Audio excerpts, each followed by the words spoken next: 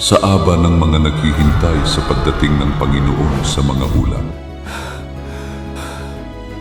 Hindi kailanman sinabi ng Panginoon na ang pagsalubong sa Panginoon ay nangangahulugang hintayin siyang dumating sa mga ulap. Ang sinabi ng Panginoon ay, kaya nga kayo'y magsihanda naman, sapagkat paririto ang anak ng tao sa oras na hindi ninyo iniisip.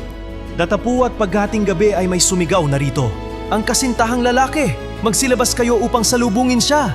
Kapag ang mundo ay nasa pinakamadilim na kalagayan at kapag may sumisigaw na ang Panginoon ay bumalik na, dapat tayo magmadali upang salubungin siya. Kung gayon, paano natin malalaman na bumalik na ang Panginoon?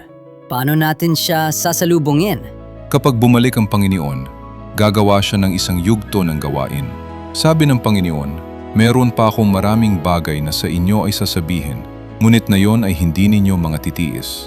Gayon may kung siya, ang Espiritu ng katotohanan ay dumating, ay papatnubayan niya kayo sa buong katotohanan. Bago ang malaking kalamidad, ang Panginoon ay unang darating sa katawang tao bilang anak ng tao. Ipapahayag ang katotohanan upang hatulan at linisin ang mga tao at perpektuhin ang isang grupo ng mga mananagumpay.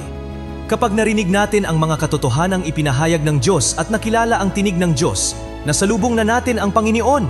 Kung gayon, kailan natin makikita ang Panginoon na dumarating sa mga ulap? Yon ay pagkatapos matapos ang malaking kalamidad. Ngunit kung hindi mo tinanggap ang mga katotohanang ipinahayag ng anak ng tao upang malinis, kung gayon, ang makitang Panginoon na bumababa sa mga ulap ay magdadala ng malaking sakuna sa iyo, gaya ng ipinrupesya sa pahayag. Narito, siya'y pumaparitong nasa sa mga alapaap at makikita siya ng bawat mata at ng nangagsiulos sa kanya, at ang lahat ng mga angkan sa lupa ay magsisitaghoy dahil sa kanya. Amen! Ganon pala! Mga kapatid, nauunawaan na ba ninyo ngayon kung paano sasalubungin ang Panginoon? Kung nais ninyong maunawaan pa ang mga hiwaga ng pagbabalik ng Panginoon at tunay na masalubong ang Panginoon, kunin ang inyong cellphone at i-contact ako ngayon upang makasali sa alas 7:30 ng Gabi Online Fellowship.